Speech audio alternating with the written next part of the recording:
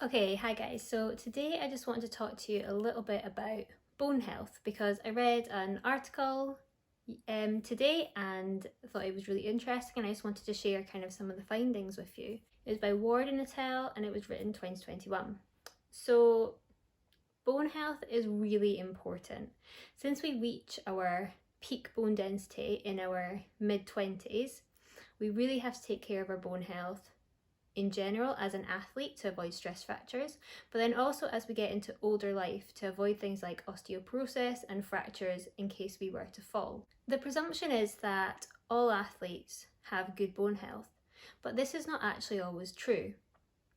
Bone responds best to high loads and high rates. So if we take swimming for example, there's a low stimulus for bone health, but the workload is also low, so we do actually see the bone stress injuries such as fractures quite low in these sports. Whereas if we take something like running, it's actually been shown that although you are subject to load during your running, the bones basically get bored and they lose their stimulus after only a few minutes of running. So you're then not actually getting the benefits from having your bones loaded. So this can actually lead to poor bone health in runners, as an example. And that's when the problems start to form and things like stress fractures occur. Okay, so you might be thinking, well, my sport is surely fine. I have good bone health, I know I do. So I just want you to have a little look at this graph and find out where your sport actually is, and then see what stimulus you are getting from your sport. Is this enough for bone health? This is why we really support strength training at any age, because this can help to enhance the bone health and reduce the chances of injuries such as stress fractures, or if you're an older adult, then leading to osteoporosis or fractures if you were to fall. So when we talk about a mature athlete, specifically a female mature athlete who's reached menopause, there has been that drop in estrogen, which can affect the bone density.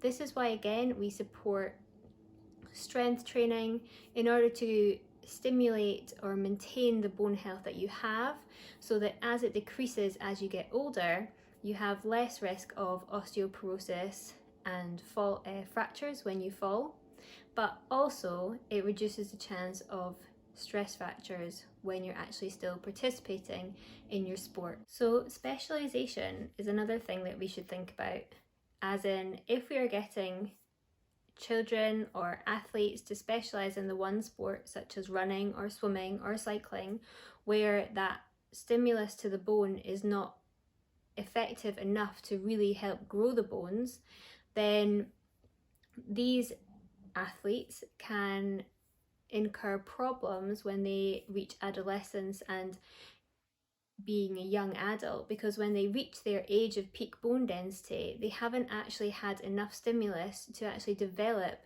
good bone health in the first place.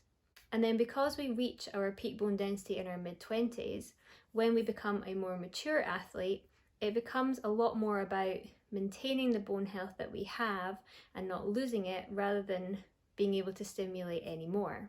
However, it's also important to note that no matter what age you are, what maturity you are, however, how your bone health is, you will not be able to stimulate bone health if you are in a low energy availability. Again, this is where problems happen, because if we take a runner for example, quite often we see runners with low energy availability, and a stress fracture is one of the key symptoms for having this. But while you've still got low energy availability, we can't actually address the problem of the bone health, because you won't actually be able to stimulate the stress required to enhance your bone health. So I just wanted to share the findings of that recent paper with you, because I found it really interesting and I thought some of you might as well. And I hope that's maybe made you realise that you do need to be potentially adding in the extra strength sessions on top of the training that you're doing, not just for sport performance enhancement, but to really reduce the chance of injury, not just right now with the kind of stress fracture side of things while performing, but also into later life, so that you will be living and thriving in your later years of life as well. As always, if you want to discuss anything more, have any questions about anything that we've talked about today, then just let us know and I'll be more than happy to send over some more information to you, send over the research paper that I was reading because it's quite a good review, and yeah, just have a chat. Thanks.